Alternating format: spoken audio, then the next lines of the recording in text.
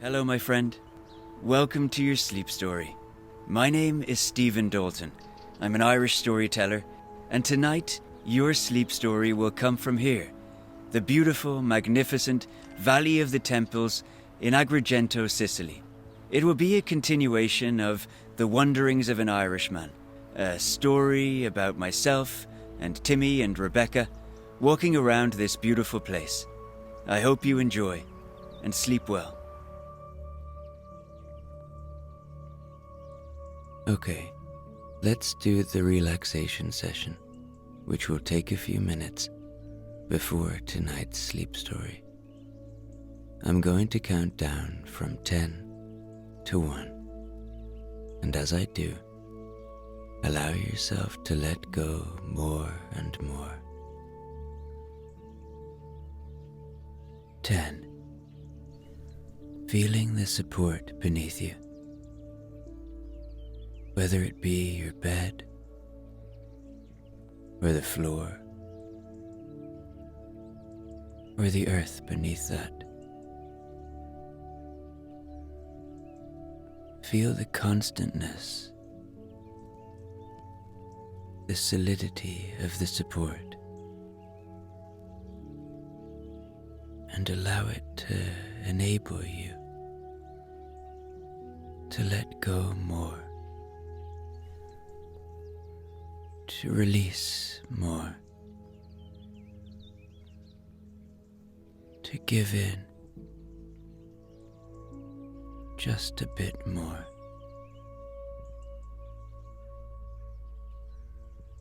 9. You are safe.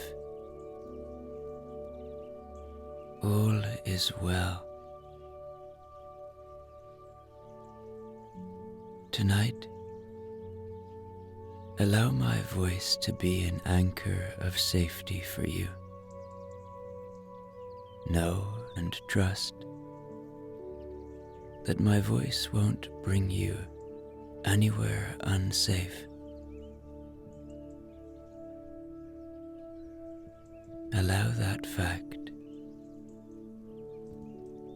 to help you feel more peace right now.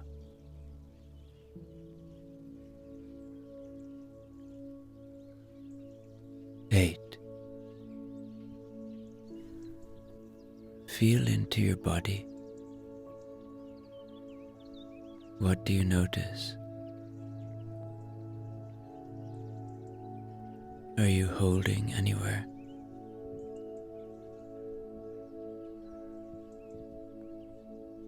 Is there any tension anywhere?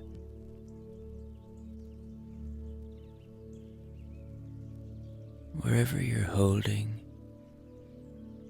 just let go now. Let your body rest now. Your body has worked hard for you today. Allow it the time for rest. Where are you holding? Maybe it's in your hands, maybe in your feet, maybe in your face. Just let go.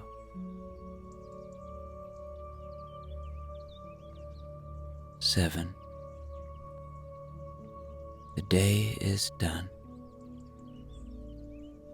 Whatever has been, has been. Whatever will be, will be.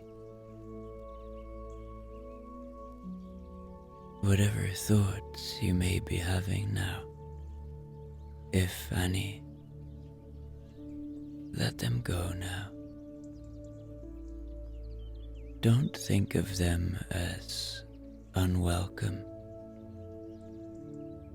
Just think of them as friends you don't need to see right now, and let them float away like leaves on a river.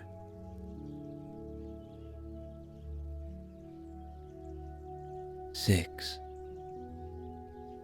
Allow yourself to feel a little gratitude now. Gratitude for this moment. Gratitude for the coziness of lying down and moving towards sleep. The opportunity of listening to a sleep story and the simple things like your breath, the shelter you have tonight.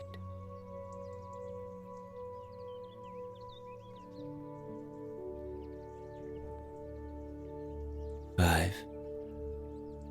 Begin to engage with your imagination now. Begin to see an amazing ancient place, a wide open space next to the sea, and beautiful temples everywhere under the warm Mediterranean sun.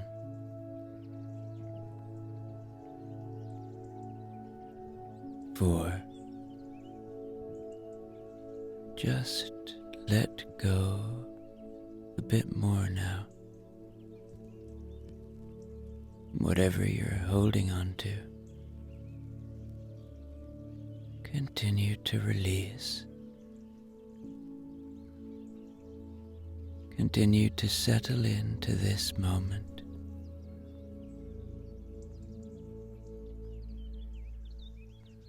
Three. You deserve sleep. You deserve rest. This moment is yours. Indulge in that fact. There is no guilt about rest. It is a right and good thing to do for you. So really sink into this time now.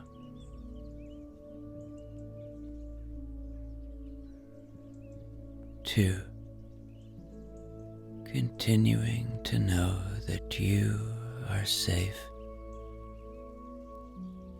You are grounded in this moment.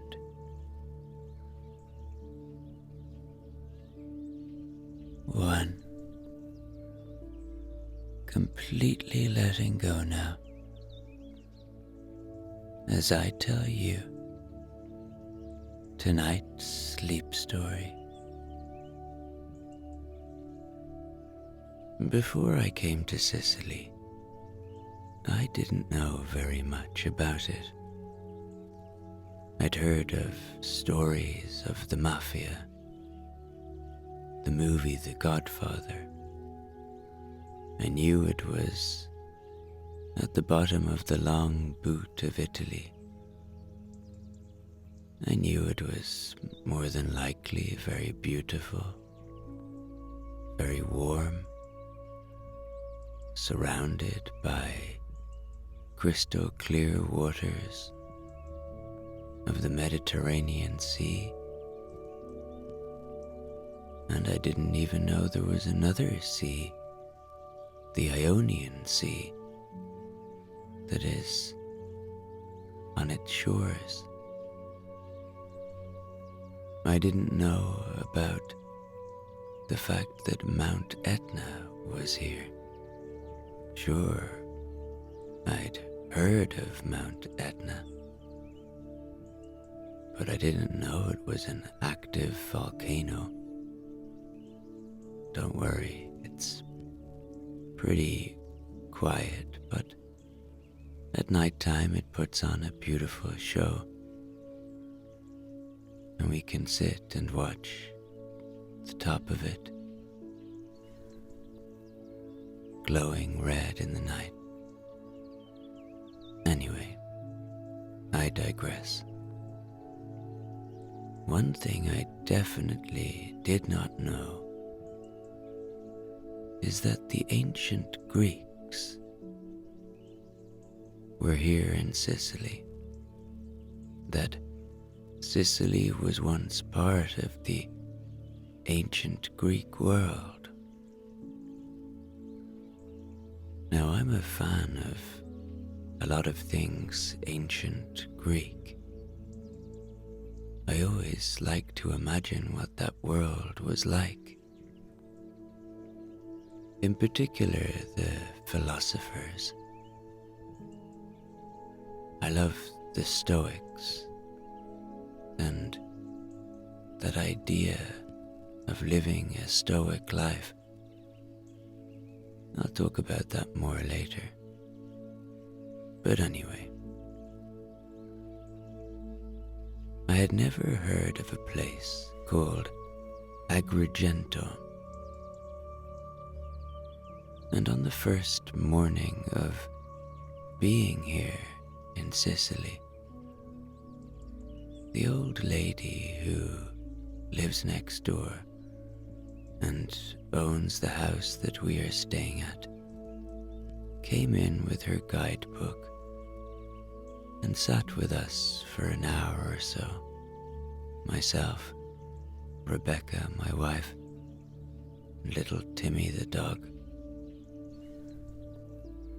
And she told us about all the things we can do in Sicily. She's such a kind lady. She's become a friend while we've been here. And she told us about Agrigento. And she showed us photographs. She said it is known as the Valley of the Temples. And when I saw the photographs, I couldn't quite believe what I was seeing. They looked so pristine, so beautiful, almost as if the ancient Greeks had just packed up and left yesterday, and a bit of dust had gathered on the temples while they were gone. I immediately knew I wanted to go there. And so I waited a bit of time. While I'm here, I work and then go somewhere and work and then go somewhere. And we've been ticking places off the list. And finally the day came to go to Agrigento. Now it's a nearly 3-hour drive from where we are. And so we got up early, got Timmy ready, into the car, the old Saab 9-3, and started the drive. Now if you've listened to another one of my Irishman stories, you might know that we like road trips. And even if this was a short one, it still brings us great pleasure. Rebecca is going through a Nick Cave time, and so we listened to some interviews together with Nick Cave. Quite the guy. He seems like a person with an enormously warm heart. And we listened to an interview with Sting, the musician. Anyway, as we drove inland from the coastal area that we are on, the landscape changed immediately. Sicily inland is in some places quite desert-like, hardly surprising. You're only a few 100 kilometers from Africa. And it's very beautiful in its own dry, arid way.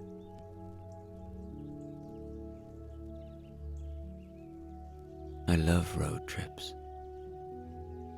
I love just being in the car, concentrating on the road, looking out the window, indulging in listening to something that stimulates my brain. It's a great joy, and it also means I have no excuse but to concentrate on what I'm doing. Anyway, we finally arrived at Agrigento. Bear in mind that this is the winter time that we are visiting. But how lovely Sicily is, that I could wear but a small jumper and feel very comfortably warm. The sun is shining down on us as we pull in to this amazing looking place. We've already seen a beautiful temple high on a hill, and we feel excited. We get Timmy ready, bringing the long lead so he can have some freedom. And we walk up to the ticket area. On the way, we are approached by a taxi man who wants to drive us up to the temples. But we politely thank him for his time and tell him that we'd rather walk. Rebecca says, "We're young," and we smile and keep walking.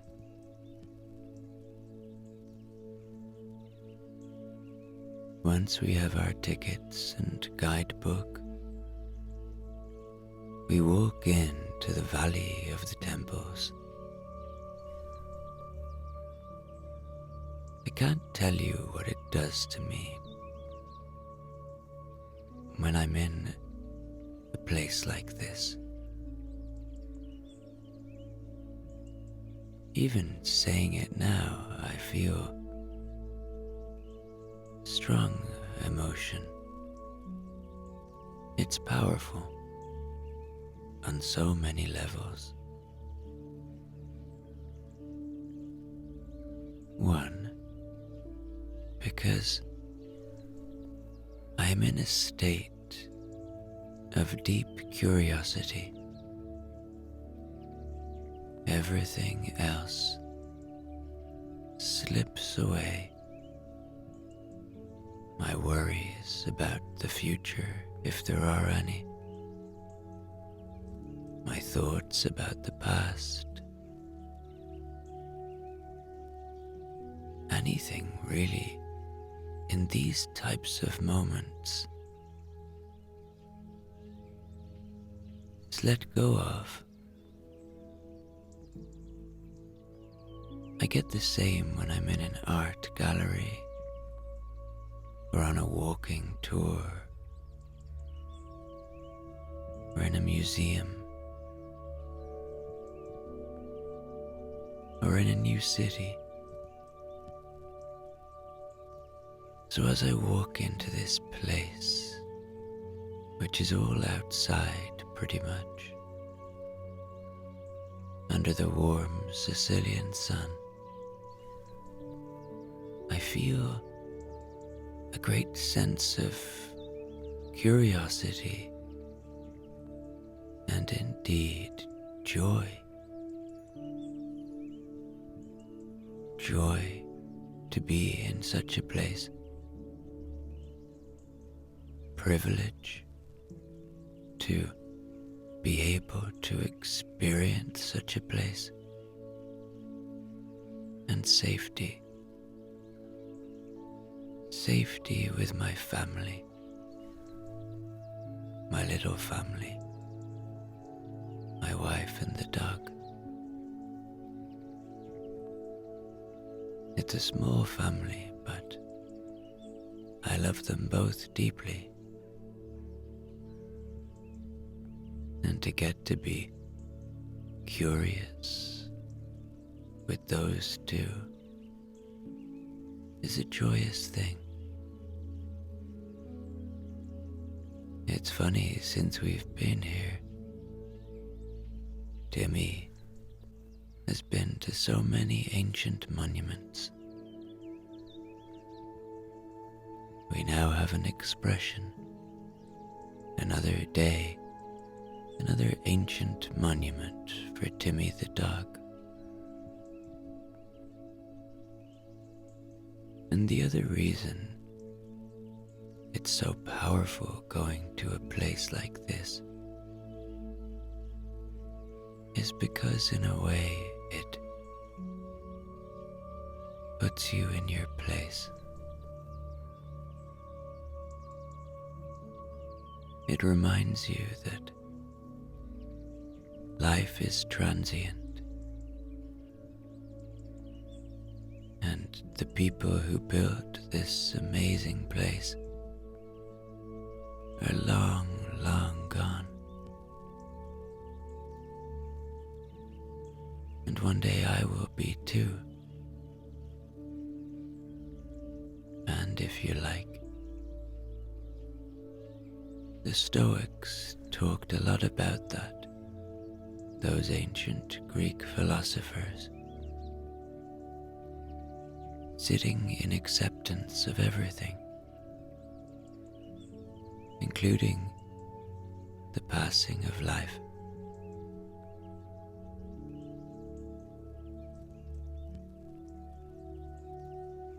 But when we sit in that acceptance, I believe that it only leads to heighten our appreciation for what we have, for the lives that we are living, that we are blessed enough to live.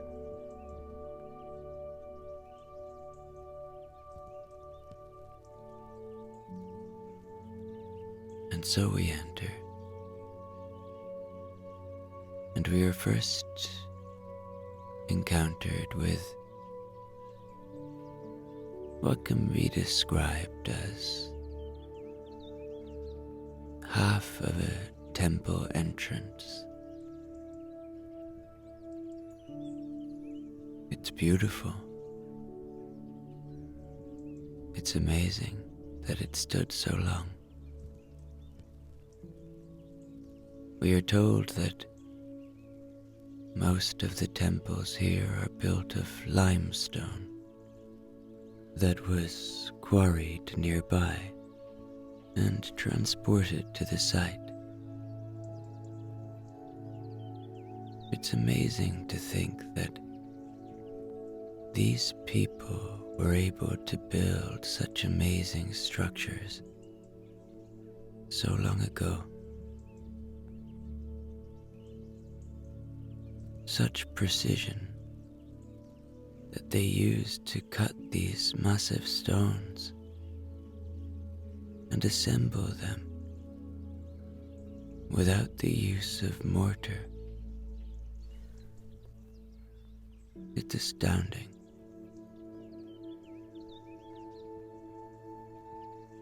We read that the design of the temples, with their emphasis on harmony and proportion,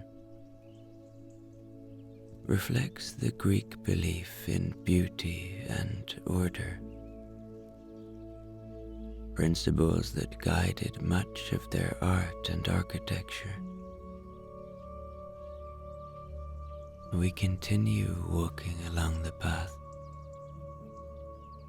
seeing ancient columns strewn across the land. This was once a city. People, thousands of people, once lived in this very place. Rebecca dwells on what it would have been like. Maybe it was a paradise, she says. With the Mediterranean Sea right below us, you can see it from the city. I wonder if they swam in the sea, I say. Of course they did, Rebecca says. Of course they did, I think to myself. Stupid question. But then is it? People's lives were so drastically different back then. Their customs and culture was far removed from ours. But one thing that you can be sure of is that they had the same wants, the same desires, the same needs, for they were also human, just like you and me. And in the grand history of the universe, well, they might as well have been here yesterday. We eventually arrive at, I think, the best preserved temple, the Temple of Concordia. It's the one you see me at the start of this video. And while we're here, we decide to read a little about it. It was built around 440 to 430 BCE. It says that it's believed hundreds of skilled laborers and artisans worked together to construct this temple, dedicated to the goddess of harmony and concord. It is one of the best preserved Greek temples, and after the Greeks left, or were pushed out by the Romans, it was a meeting place for the Roman Senate. I tried to imagine what it was like back then. How did the people relate to each other? Did they laugh and joke with each other? Were they happy? I suppose all of this is true. Did they get married? Then I decide to look up on my phone whether they got married.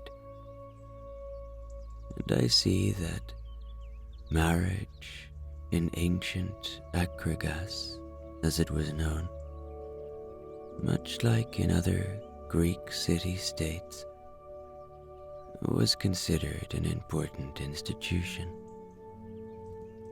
primarily for the purpose of producing legitimate heirs and strengthening family alliances. Typically, marriages were arranged, and women were often married at a young age, sometimes as young as 15, to men who might be twice their age. Family life in Agrigento would have been central to its society. Families were typically patriarchal, with the eldest male as the head of the household. Within the family, women played a vital role in managing the household and raising children,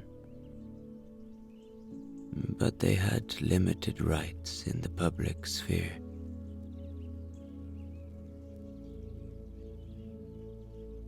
Despite this, the status and treatment of women could vary significantly, depending on their social class and the specific city-state.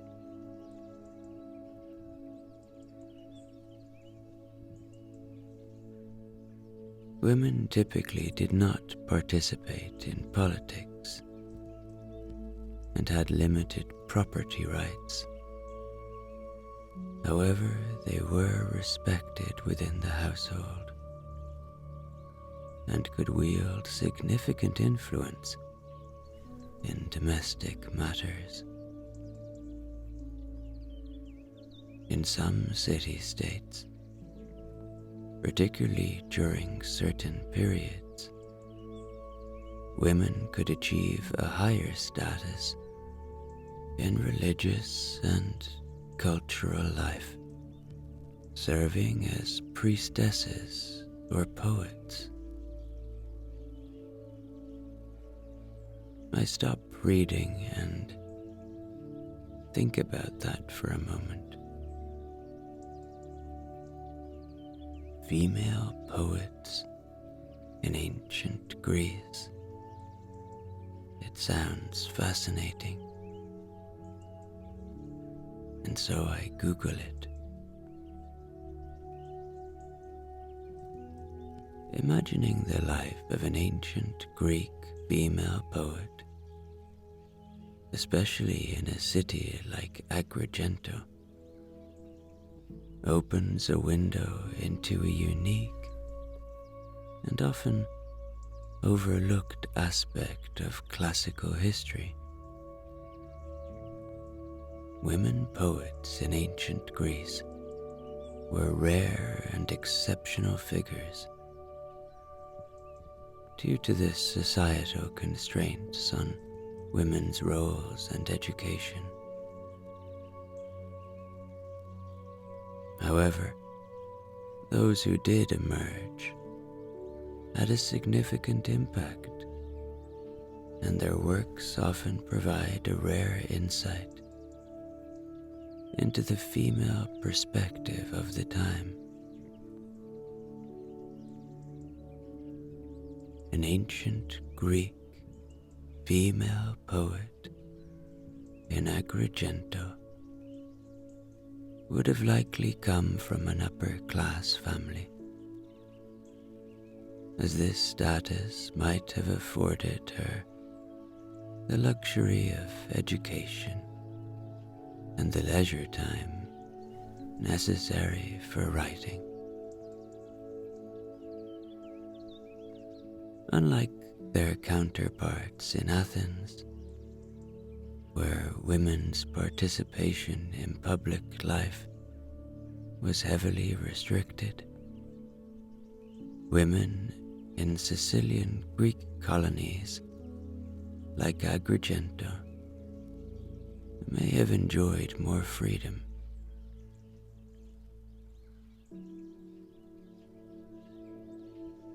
One of the most famous ancient Greek female poets is Sappho.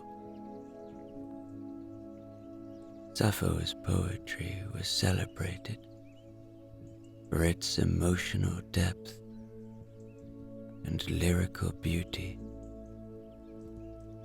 and provides an example of the kind of impact a female poet could have. Her work focused on love and passion, often directed towards other women, and she was revered in antiquity for her contributions to the lyrical poetry genre. As I stand here in what would have been ancient Greece, I think of an ancient Greek tale that I remember. The tale of Persephone and Demeter. So I'll tell it to you now. Once, in the world of gods and mortals, there lived a goddess named Demeter, the deity of harvest and agriculture, whose love for her daughter Persephone knew no bounds. Persephone was a maiden of incredible beauty and kindness, and her presence brought joy to her mother's heart. One day, while Persephone was gathering flowers in a meadow, the earth suddenly split open, and from the depths emerged Hades, the god of the underworld. Enamored by Persephone's beauty, Hades abducted her and took her to his realm, leaving the meadow in a sudden, sorrowful gloom.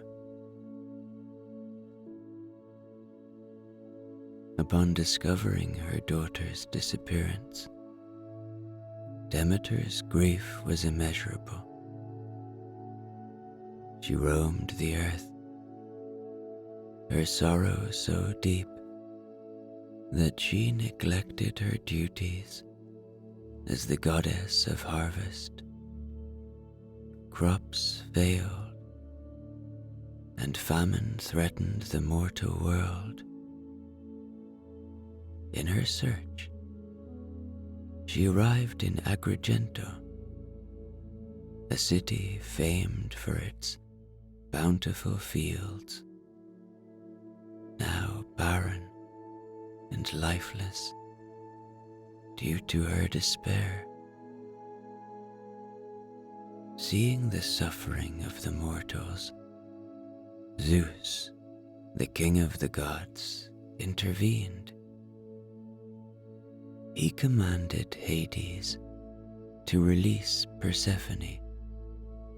However, because Persephone had eaten pomegranate seeds in the underworld, the food of the dead, she was bound to spend part of the year with Hades. A compromise was reached, where Persephone would spend 6 months of the year with her mother, and 6 months as the queen of the underworld. Demeter's joy at being reunited with her daughter each year brought spring and summer, the seasons of growth and harvest. But when Persephone returned to the underworld, Demeter's sorrow brought autumn and winter, the times of cold and barrenness. I can imagine the ancient Greeks sharing this story. Storytelling, it's part of what it is to be human. Without stories, we don't have much. Even now, I tell you a story of my own life, a story of ancient lives, a story within a story. We then move on to another temple, and as we walk, we learn a little more about this place. The city was known for its wealth and prosperity. It was a hub of commerce and trade. Its citizens, both men and women, would have worn tunics, with the wealthy adorning themselves in jewelry crafted from gold and precious stones. The Greeks in Agrigento were also known for their love of theatre, and the city had a large amphitheatre where dramas and comedies were performed, reflecting the cultural richness of their society. Now we arrived not as early as we would have liked to at this amazing place, and already it is getting dark. The sun is beginning to set, and so I think, well, we're out of time. But as we walk, we run into an elderly American couple, and they ask us some questions about what's down a particular path.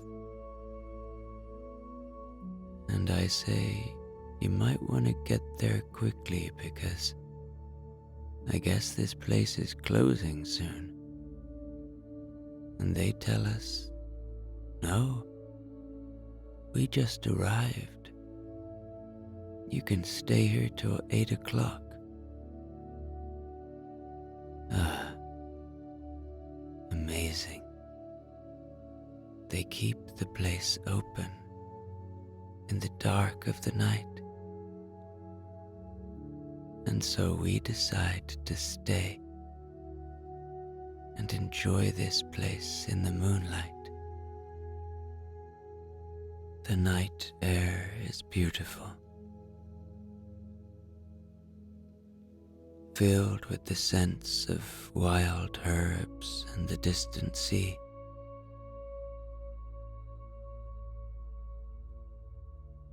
And we arrive at another temple and stand and look at its greatness, its beauty. We continue to be bowled over by how these people were able to build such things.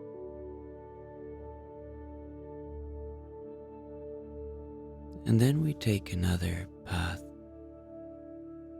a path we hadn't taken earlier in the day.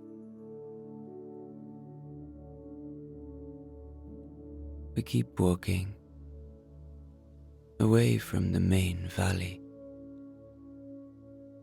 away from most of the people. And then we look back from a vantage point on a hill, and we can see most of the temples lined along, and the beautiful Mediterranean reflecting the moonlight behind them.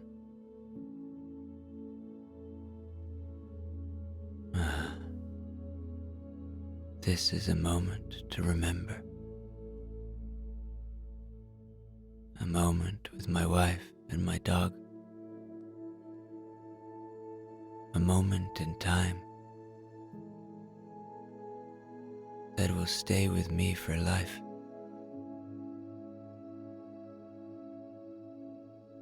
And we keep walking.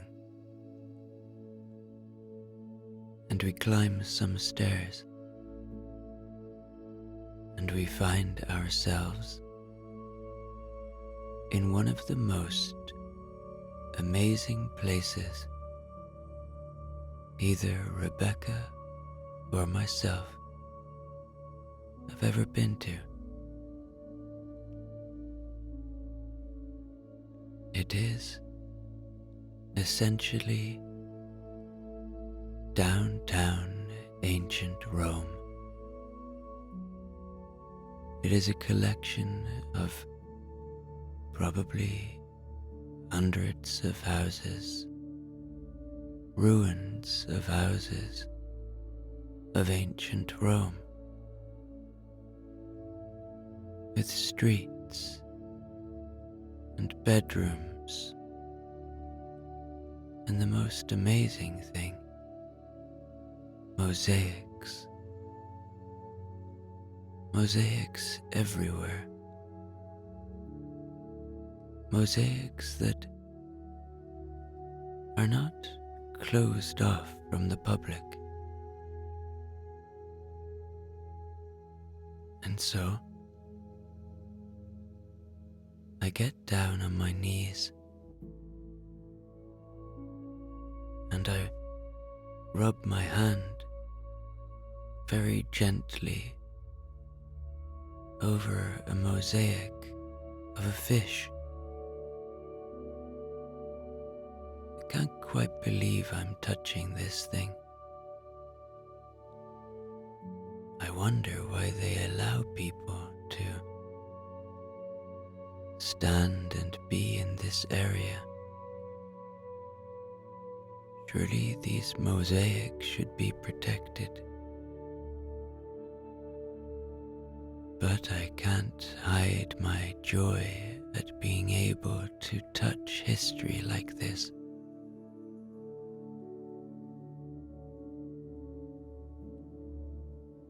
I see each individual piece, pieces of colored clay that was laid in the ground thousands of years ago by another human hand. And now my hand runs over this creation.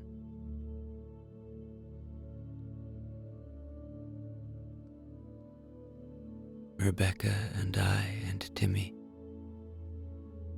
walk through the streets of ancient Rome.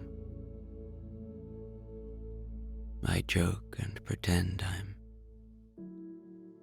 leaving my house for the day and walk into the street and say, "Good morning, Maximus." It's a terrible joke, but I'm at that age.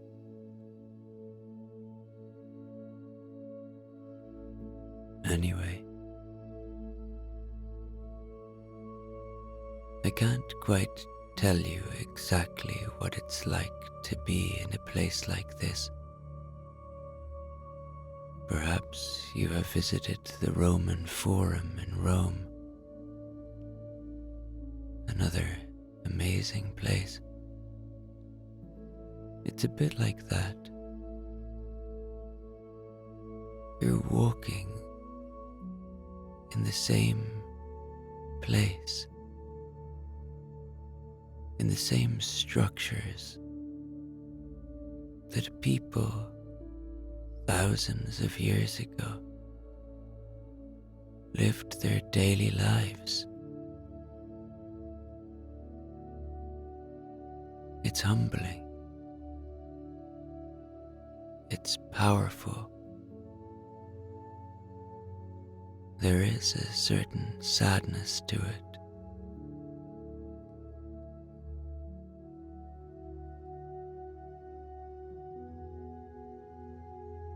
But above all, it inspires. It inspires curiosity. It inspires connection. And it inspires learning and appreciation for who we are, for where we've come from.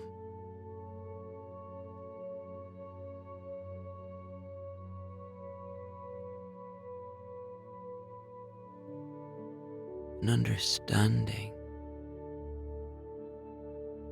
of what we have today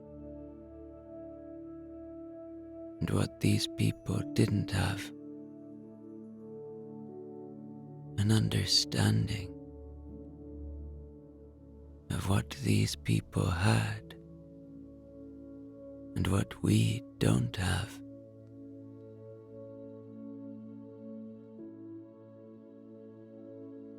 And so, our curiosity satisfied, after many hours of being in the valley of the temples, we decide it's time to drive home.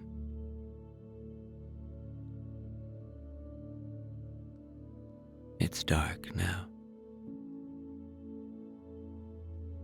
and we put on another podcast. Timmy settles into his bed in the back, and we get on the road.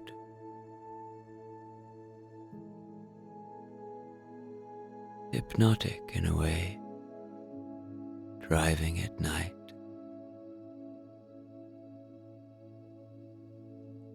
Being with those I love. Listening to something interesting.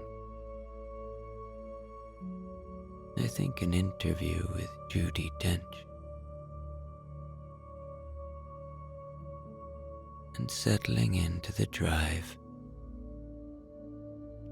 having satisfied our curiosity and having spent one of the most memorable days I have been lucky enough to live on planet Earth.